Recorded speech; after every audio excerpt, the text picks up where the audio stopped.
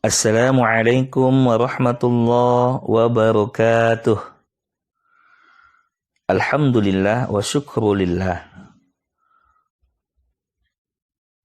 Kembali kita bersyukur kepada Allah Subhanahu wa taala, serta salawat dan salam kepada junjungan kita Nabi besar Muhammad sallallahu alaihi wasallam. Alhamdulillah pemirsa yang dirahmati oleh Allah. Pada kesempatan kali ini kita akan mengupas tentang amalan dan hikmah di bulan Zulhijjah. Pemirsa, ternyata begitu banyak amalan-amalan yang dilakukan dan dipraktekkan oleh Rasulullah Shallallahu Alaihi Wasallam ketika berada di bulan Zulhijjah. Untuk itu pemirsa, mari kita jadikan Rasulullah sebagai contoh tauladan kita, uswatun hasanah, yang insya Allah akan membimbing kita dan menjadikan kita sebagai manusia yang insya Allah beriman dan bertakwa kepada Allah Subhanahu wa ta'ala. Untuk itu pemirsa, kita akan mengupas tentang ada beberapa amalan-amalan yang dilakukan oleh Rasulullah Sallallahu Alaihi Wasallam. Amalan yang pertama adalah bertakbir.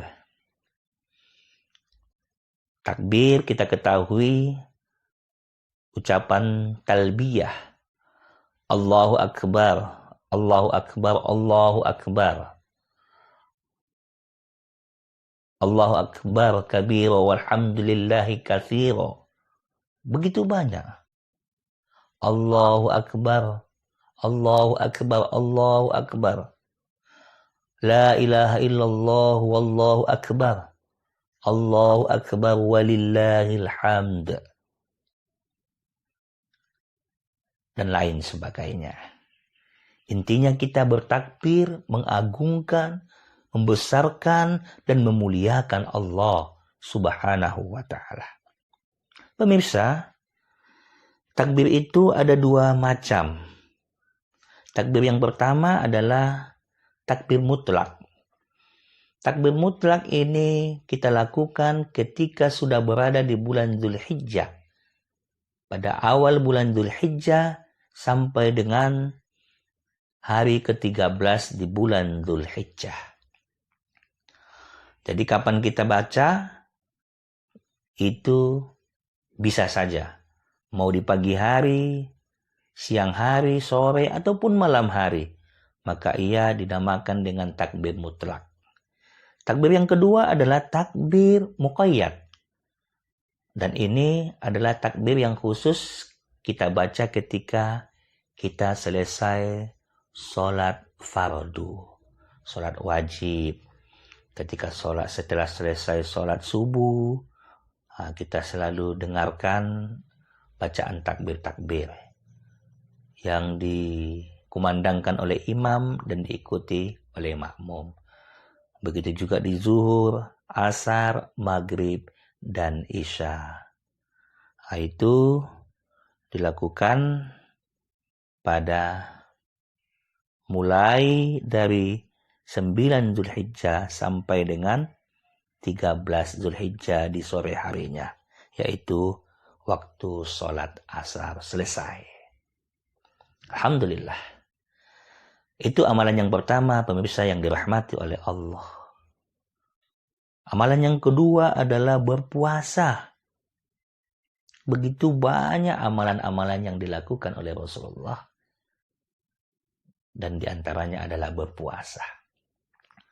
Puasa sunnah di bulan Zulhijjah. Hadirin yang dirahmati oleh Allah. Di sini kita dapati banyak perbedaan di antara umat Islam.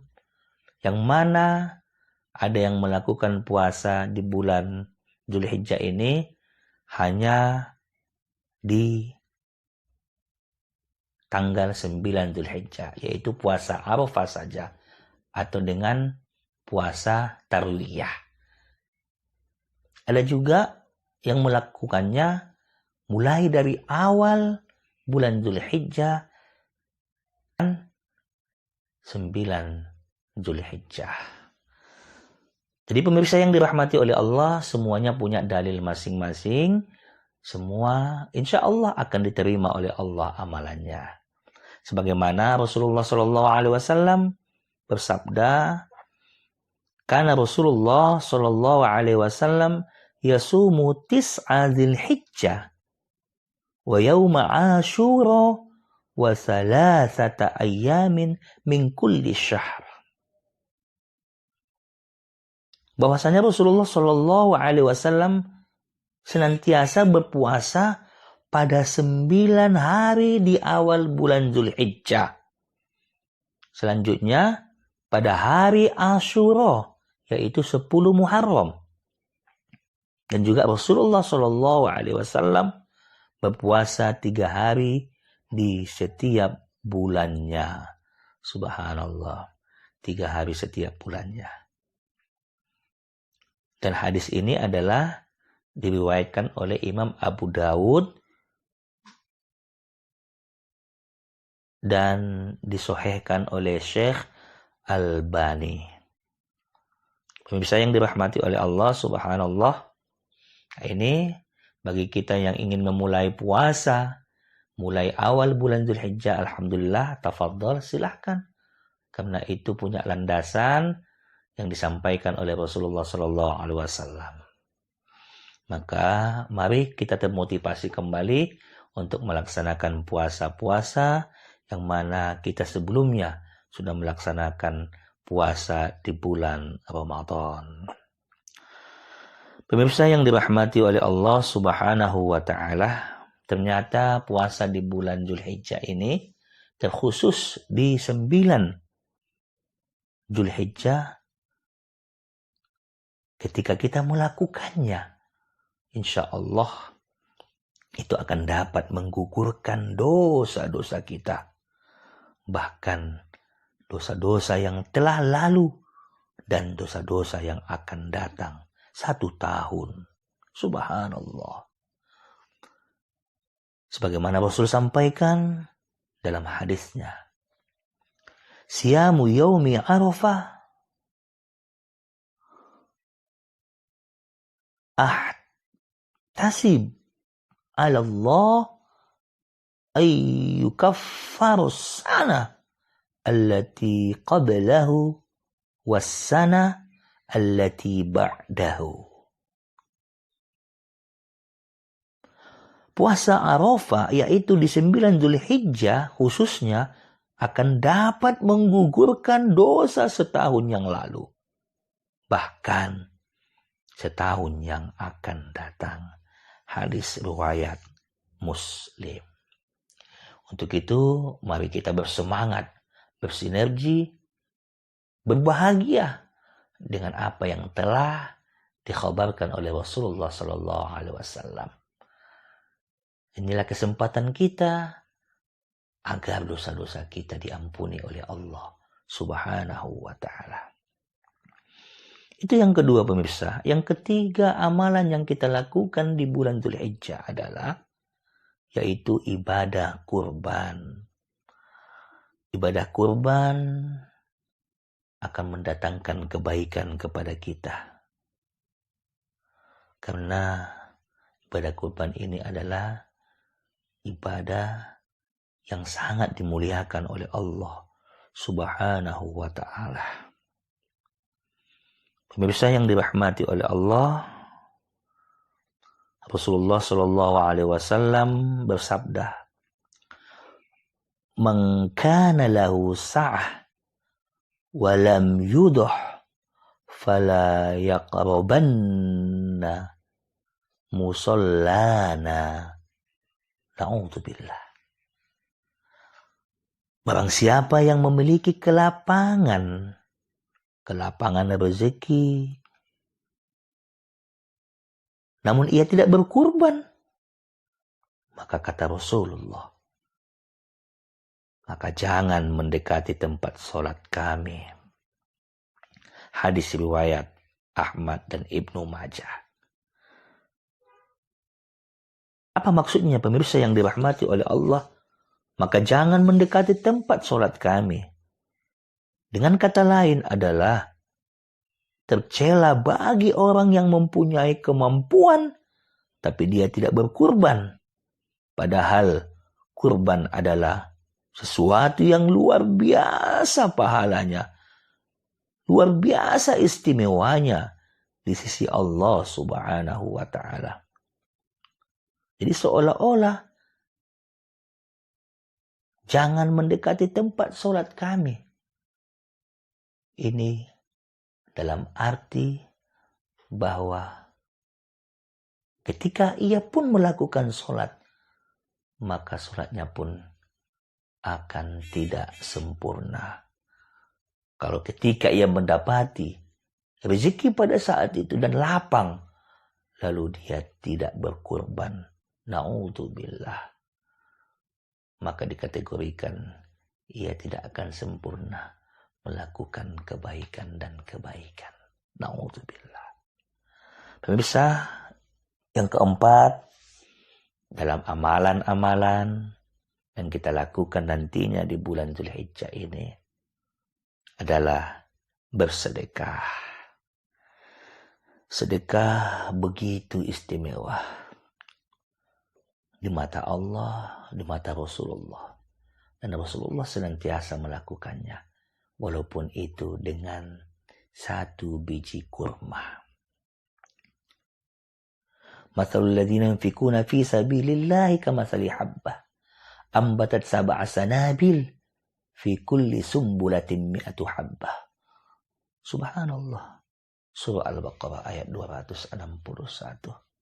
Jadi Allah perumpamakan orang yang berinfak, bersedekah di jalan Allah itu diibaratkan seperti habbah, seperti 1 benih.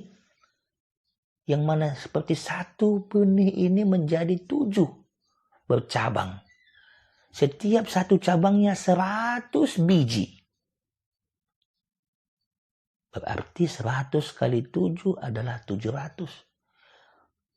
Orang yang berinfak, bersedekah akan Allah balas dengan balasan sampai 700 kali lipat dari apa yang ia berikan.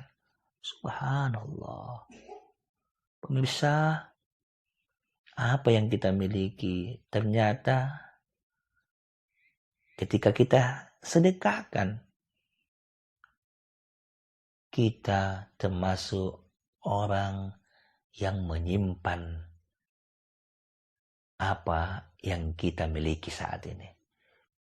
Orang yang bersedekah adalah orang yang menyimpan hartanya untuk dititipkan kepada orang-orang yang membutuhkan, lalu disampaikan kepada Allah Subhanahu wa ta'ala. Dan titipan itu nantinya akan kita ambil di akhirat kelak. Subhanallah. Jadi untuk itu pemirsa, jangan menganggap ketika kita memberikan sedekah, memberikan infak, ternyata untuk diri kita. Bukan untuk orang lain. Untuk diri kita. Agar kita nantinya mendapatkan kebahagiaan di akhirat kelak. Agar kita nantinya mengambil tabungan yang telah kita infakkan kepada siapapun yang membutuhkan. Lalu kita bongkar, kita buka tabungan itu nantinya ketika kita berada di sebuah tempat yang mana tempat itu sangat membutuhkan tabungan itu sendiri. Yaitu akhirat. Maka pemirsa, mari kita berbanyak sedekah, apalagi di bulan Dzulhijjah ini. Maka itu sebuah amalan yang begitu mulia, baik di sisi Allah maupun Nabi Muhammad sallallahu alaihi wasallam. Ma naqasa malul 'abdi bi shadaqah bal yazdad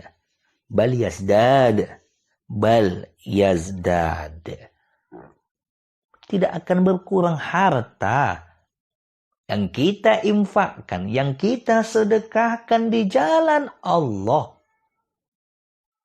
Tapi harta yang kita berikan itu, kita infakkan dan sedekahkan itu akan bertambah.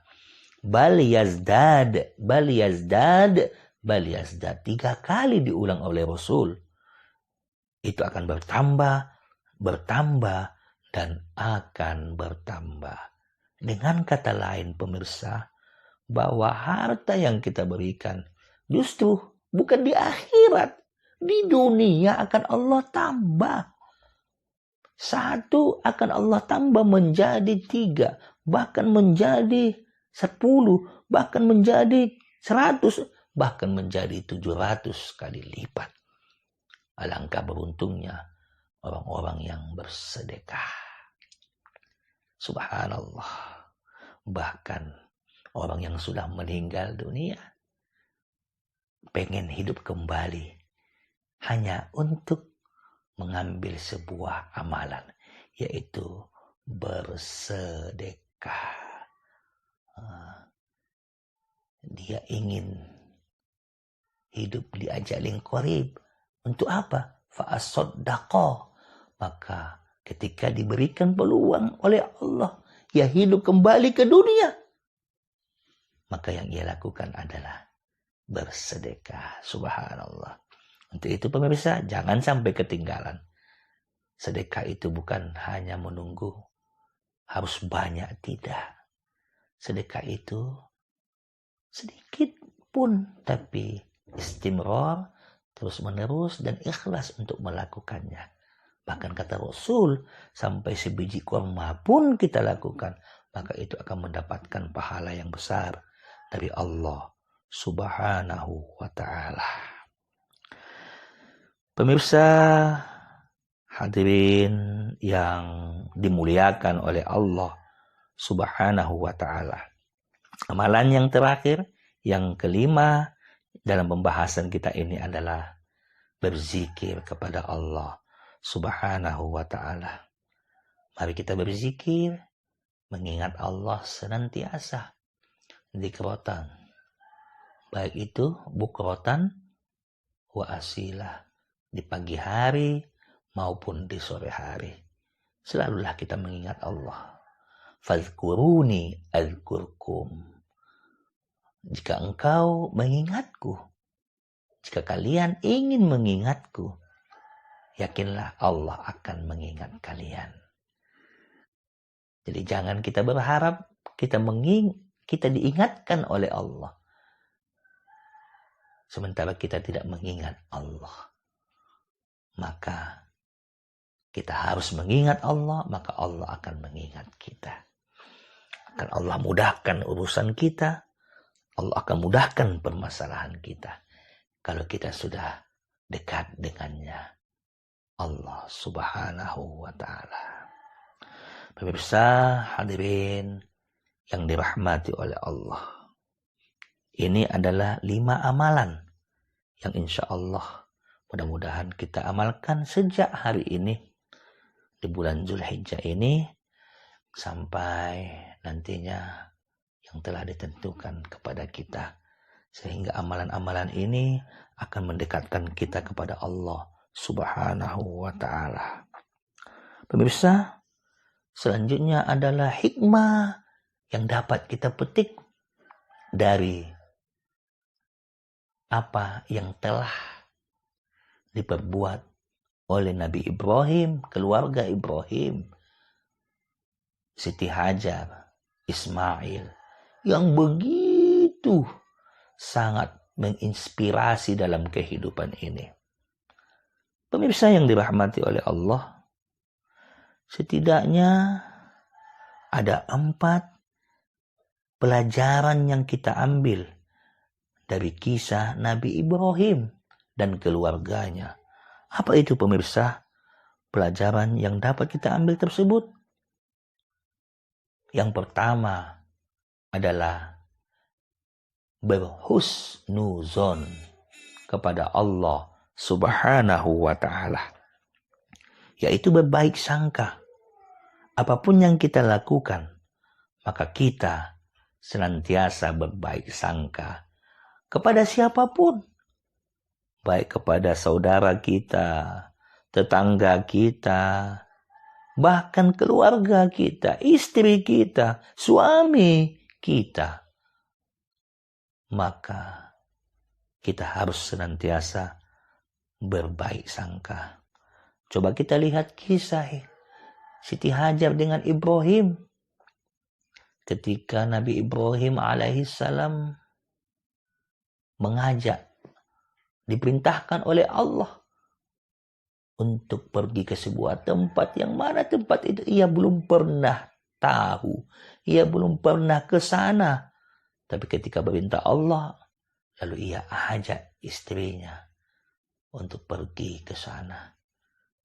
Lalu istrinya tidak banyak bertanya, pemirsa yang dirahmati oleh Allah. Tidak banyak bertanya. Tidak seperti kita ketika suami mengajak kita untuk melakukan kebaikan, tapi kita banyak bertanyaan. Tapi Hajar langsung mempersiapkan segala halnya untuk menuju sebuah tempat yang ia juga belum tahu.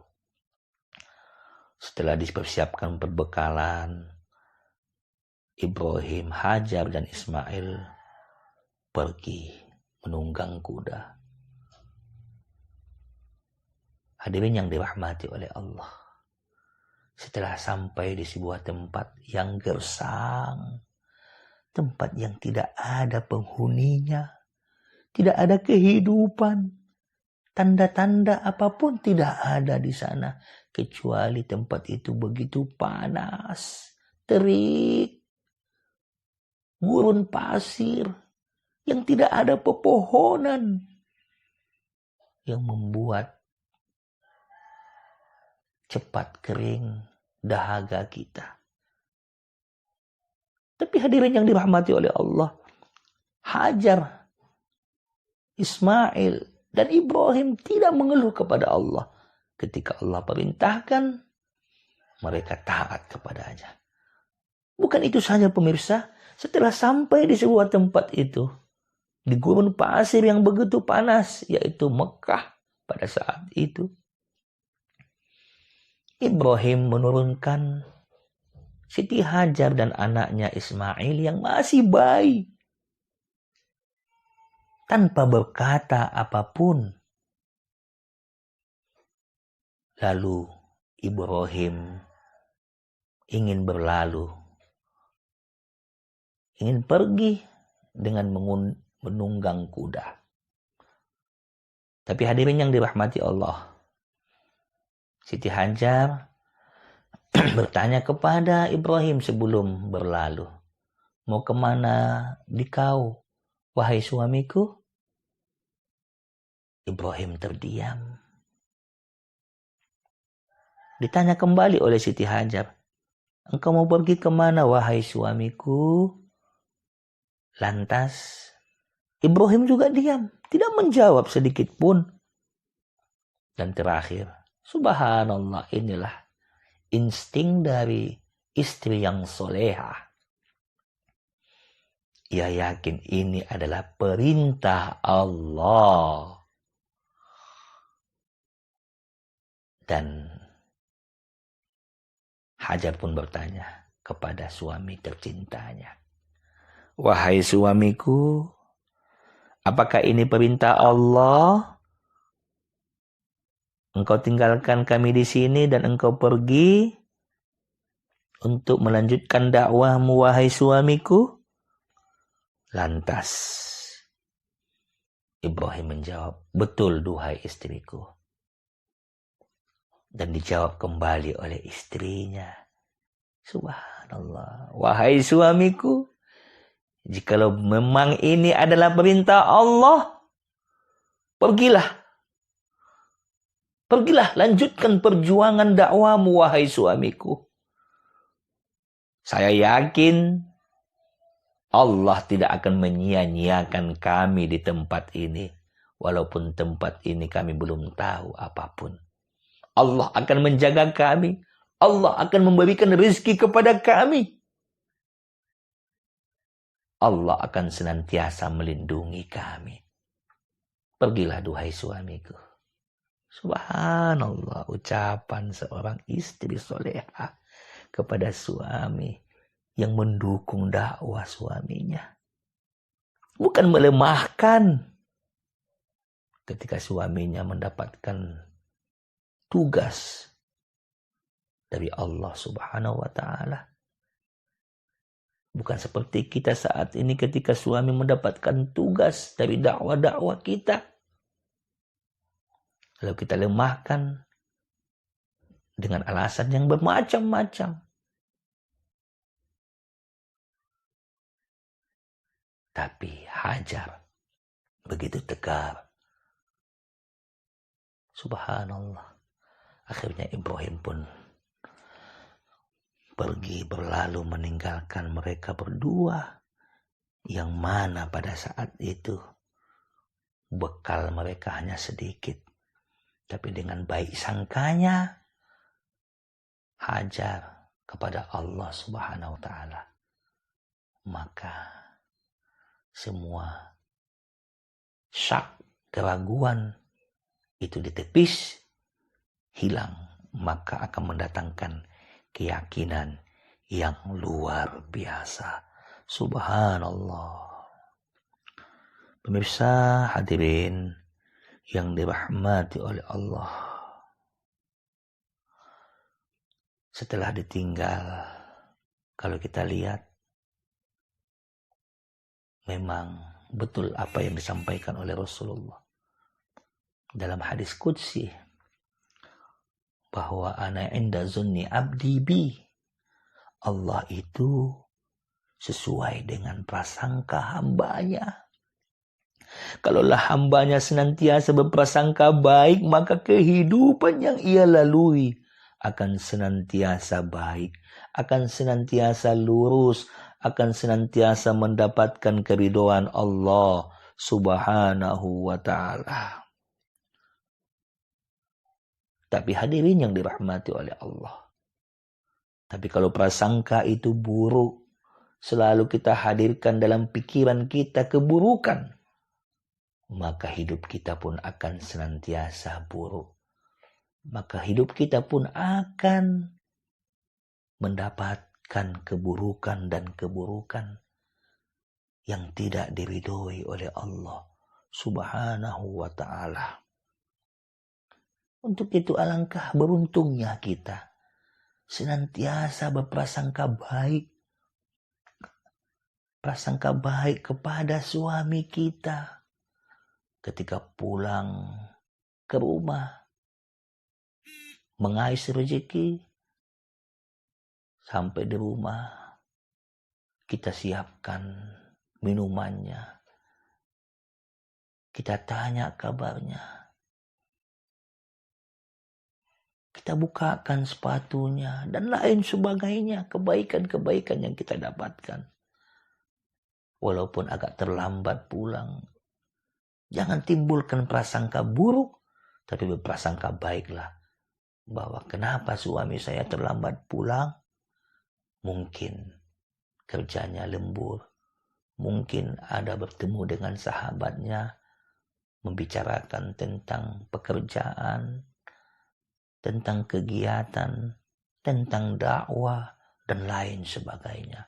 Maka insya Allah dengan prasangka yang baik tersebut, maka suami kita pun akan senantiasa berusaha memberikan yang terbaik kepada kita. Ketika kita terbuka, maka suami pun akan terbuka kepada kita. Alhamdulillah. Hadirin, pemirsa yang dirahmati oleh Allah.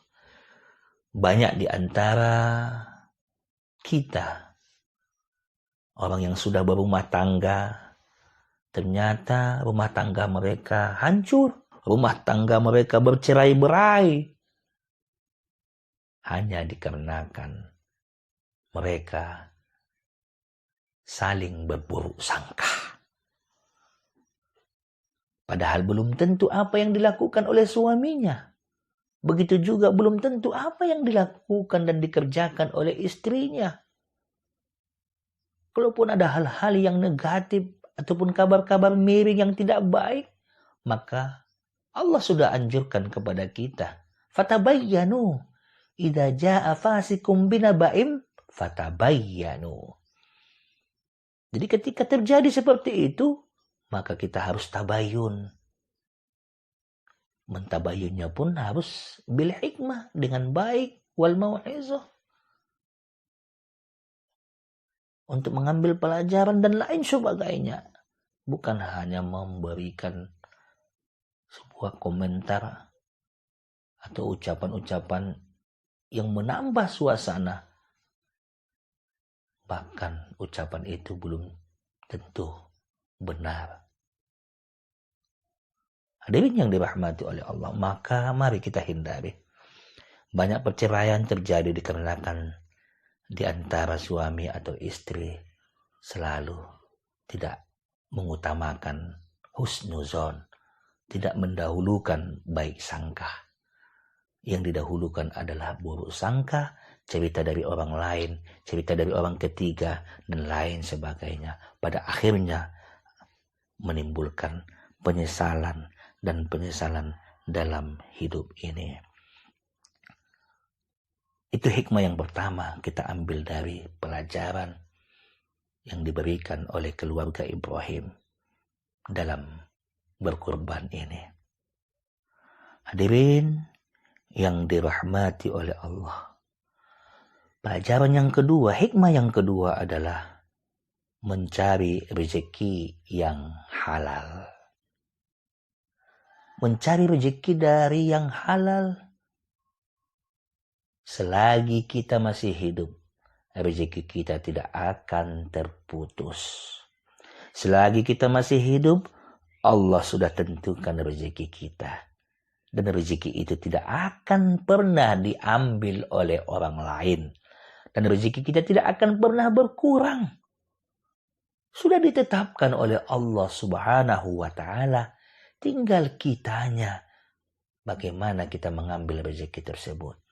Bagaimana usaha kita. Bagaimana cara kita untuk mendapatkan rezeki yang telah ditentukan oleh Allah Subhanahu wa ta'ala. Coba kita back kembali kisah Nabi Ibrahim dan Siti Hajar ini. Ketika Siti Hajar ditinggalkan oleh Ibrahim, apa yang dilakukan oleh Hajar? Pembekalannya sudah habis, makanan sudah habis, minuman sudah habis. Sementara Ismail kehausan yang bersangatan. Pada hari itu panasnya begitu panas terik matahari. Akankah Hajar berdiam diri? Tidak, pemirsa yang dirahmati oleh Allah.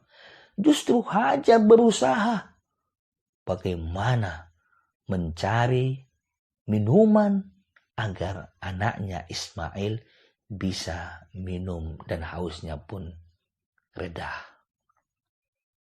Akhirnya ditinggal Hajar Ismail dan pergi ke sebuah bukit.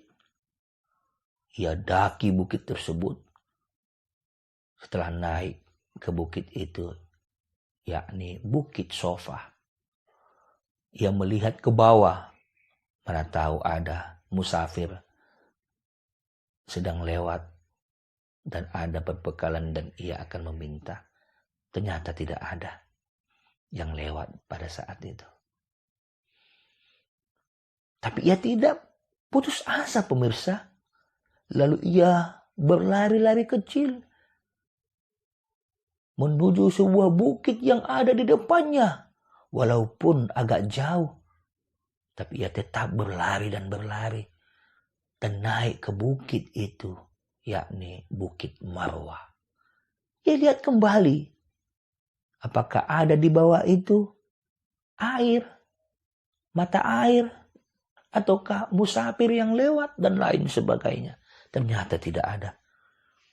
Dan kembali ia ke Bukit Sofa. Tetap berusaha. Dan kembali ke Bukit Marwah. Dan ia tetap melihat. Ternyata Ismail tetap menangis. Ia tetap berusaha dan berusaha sampai 7 kali, pemirsa yang dirahmati oleh Allah. Lalu ia datangi anaknya yang menangis tersebut. Ternyata usaha yang ia lakukan tidak sia-sia. Mata air sumbernya ternyata berada di dekat Ismail. Maka alhamdulillah ia pun memberikan minuman air yang namanya Zam-Zam itu kepada Ismail. Subhanallah, ini menunjukkan pemirsa kepada kita bahwa jangan menyerah, jangan putus asa dengan apa yang telah kita rasakan saat ini. Kalau keadaan dan kondisi kita mungkin Allah berikan rezeki sedikit, mari kita syukuri dengan rezeki itu.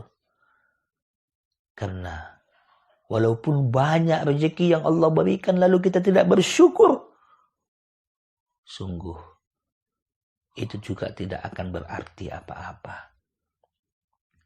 Tapi ketika walaupun rezeki itu sedikit dan kita syukuri, maka kenikmatan yang luar biasa akan kita dapatkan. Pemirsa, untuk itu mari kita mengais rezeki dari yang halal, walaupun dari yang halal kita mendapatkan sedikit. Susah mendapatkannya dan lain sebagainya. Sementara dari yang haram begitu mudah untuk mendapatkannya.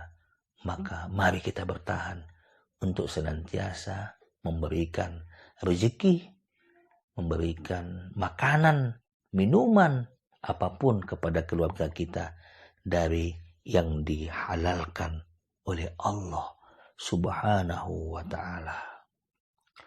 Untuk itu pemirsa, sangat bahaya sekali ketika kita memberikan makanan dari yang tidak dihalalkan oleh Allah. Jangan salahkan nantinya anak kita melawan kepada kita. Anak kita durhaka kepada kita. Jangan sampai lalu kita menyalahkan anak kita, memukul mereka, dan lain sebagainya.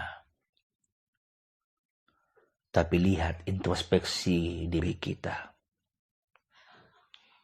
Apakah kita sudah memberikan makanan, uang belanja kepada istri dan anak-anak kita? Sumbernya dari yang dihalalkan oleh Allah Subhanahu wa ta'ala. Mari kita tanya diri kita masing-masing. Kalau sudah terlanjur, mari kita berubah pemirsa. Jangan sampai kita meninggalkan dunia yang fana ini. Sementara keluarga kita bergelimang dari yang diharamkan oleh Allah Subhanahu wa ta'ala. Rasul pernah menyampaikan kepada Sa'ad, wahai Sa'ad, murnikanlah makananmu. Niscaya kamu menjadi orang yang terkabul doanya. Demi yang jiwa Muhammad dalam genggaman Allah, sesungguhnya seorang hamba melontarkan sesuap makanan yang haram ke dalam perutnya, maka tidak akan diterima amal kebaikannya selama 40 hari. Siapapun yang dagingnya tumbuh dari yang haram, maka api neraka lebih layak membakarnya. Hadis riwayat Tibrani. Pemirsa yang dirahmati oleh Allah. Dengan kata lain, jangan kita berharap doa kita akan dikabulkan oleh Allah. Sementara makanan, minuman, pakaian, tempat kita itu ternyata bersumber dari yang diharamkan oleh Allah Subhanahu wa ta'ala. Jadi salah satu penyebab doa kita tidak dikabulkan juga adalah dikarenakan apa yang kita konsumsi itu dari yang subhat dan diharamkan oleh Allah Subhanahu wa Ta'ala. Dan ingat pemirsa, bahkan amal ibadah kita tidak akan diterima oleh Allah sampai 40 hari. Na'udzubillah. Thumma na'udzubillahi min dzalik. Itu pelajaran yang kedua dapat kita ambil pemirsa yang dirahmati oleh Allah. Pelajaran ketiga, hikmah yang dapat kita ambil dari kisah Ibrahim ini, yaitu berkorban untuk Allah Subhanahu wa Ta'ala. Pemirsa, ini sebuah pelajaran yang begitu indah. Sampai-sampai Ibrahim mengorbankan anaknya yang ia cintai, yang ia idam-idamkan selama puluhan tahun ketika bersama dengan Hajar. Belum lagi dikabulkan oleh Allah, tapi ketika dikabulkan oleh Allah permintaan Ibrahim, Rabbi habli minas solihin, ya Allah jadikanlah keturunanku, anak aku dari golongan orang-orang yang soleh. Subhanallah. Tapi ketika sudah ada Ismail, masih sangat begitu dicintai oleh Ibrahim, masih muda, masih remaja. Ternyata Allah perintahkan untuk disembelih. Falamma balagha ma'ahu as-sa'ya qala ya bunayya inni ara fil manam inni atba'uka fanzur madza tara. Falamma balagha ma'ahu as-sa'ya, ketika beranjak dewasa Ismail, maka terjadilah mimpi Ibrahim. Lalu ia bertanya kepada Ismail, wahai anakku, ayahmu ini bermimpi. Yang mana dalam mimpi itu saya menyembelihmu wahai Ismail. Saya menyembelihmu wahai Ismail. Maka dengan itu ajukan pendapatmu, apa saranmu? Subhanallah. Seorang bapak yang bijak. Ia bertanya kepada anaknya. Apa pendapat anaknya tentang mimpi tersebut? Bukan bapak yang saat ini. Walaupun itu datangnya dari Allah. Bukan langsung disembelih. Sini, saya sembelih kamu. Karena ini perintah Allah. Tidak. Sekali-kali tidak. Tapi ini mengajarkan kepada kita bahwa antara ayah dan anak itu juga bukan hanya sekedar hubungan ayah dan anak, tapi hubungan sebagai kawan, partner, teman, qarib, persahabatan. Maka antara ayah dan anak bisa berdiskusi untuk menyelesaikan suatu masalah. Subhanallah, inilah pelajaran yang dapat diambil. Anni azbahuka fanzur madza taro. Saya menyembelihmu dalam mimpiku itu wahai Ismail. Lalu apa pendapatmu? Lalu anak yang soleh, anak yang taat, anak yang bijak mengatakan kepada ayahnya, qala ya abati if'al ma tu'mar. Ya ayahku, kalaulah itu sudah perintah Allah, laksanakan segera. Segera wahai ayahku, jangan lagi lama-lama. Subhanallah, segera. If'al ma tu'mar satajiduni insyaallah minas sabirin. Mudah-mudahan suatu saat nanti engkau akan mendapatiku wahai ayahku, termasuk dari golongan orang-orang yang sabar. Subhanallah. Renungkanlah wahai pemirsa yang dirahmati oleh Allah, komunikasi Ibrahim dengan sang anak, pergelutan juga yang dihadapi oleh Ibrahim. anak satu-satunya yang diharapkannya pada saat itu yang dari Siti Hajar, ternyata diminta oleh Allah untuk disembelih. Tapi dengan ketaatannya kepada Allah dan anak yang soleh, subhanallah, maka terjadilah penyembelian. Akhirnya penyembelian itu Allah muliakan apa yang telah diniatkan dan yang akan dilakukan oleh Ibrahim beserta keluarganya. Sehingga Allah ganti Ismail menjadi yang disembelih adalah kibas.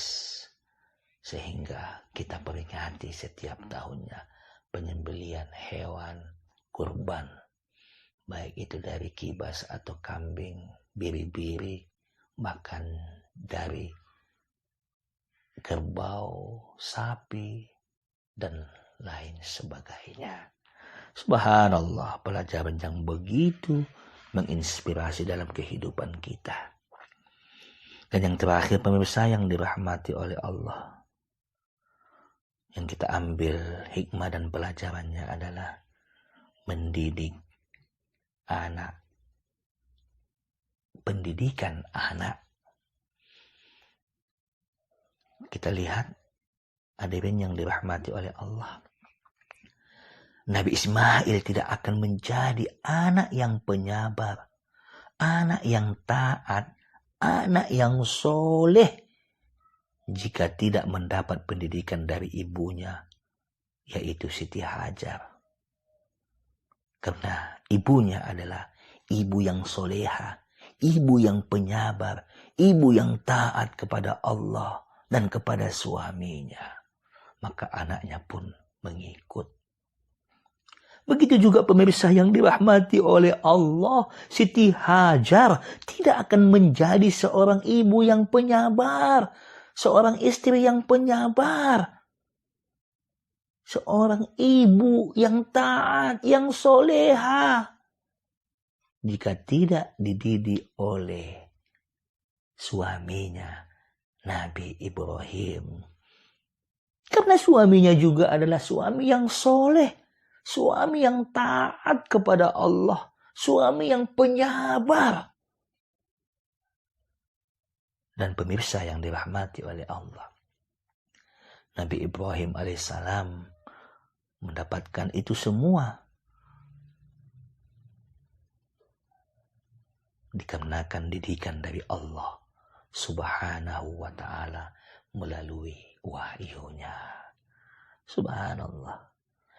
Pemirsa, jangan kita berharap anak kita menjadi anak yang soleh, sementara kita belum lagi soleh.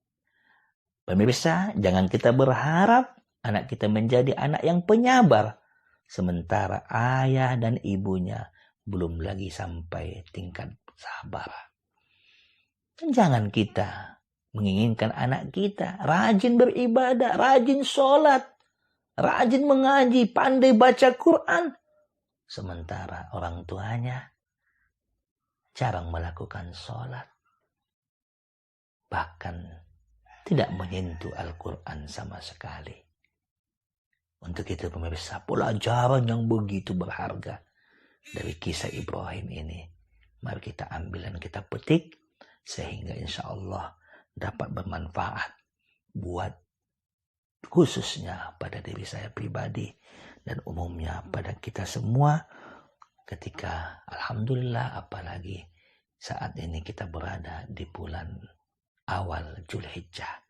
Mudah-mudahan bermanfaat sehingga insya Allah dapat kita amalkan dalam hidup dan kehidupan kita, sehingga keluarga kita menjadi keluarga yang sakinah, mawaddah, warahmah, serta amalan-amalan yang diamalkan oleh Rasulullah selama ini ketika berada di bulan Zulhijjah ini dapat kita amalkan. Pada akhirnya kita termasuk bahagian dari orang-orang yang beruntung, orang-orang yang insya Allah mudah-mudahan dikategorikan oleh Allah, yaitu orang yang beriman dan bertakwa kepada Allah subhanahu wa ta'ala. Amin ya Allah ya rabbal alamin.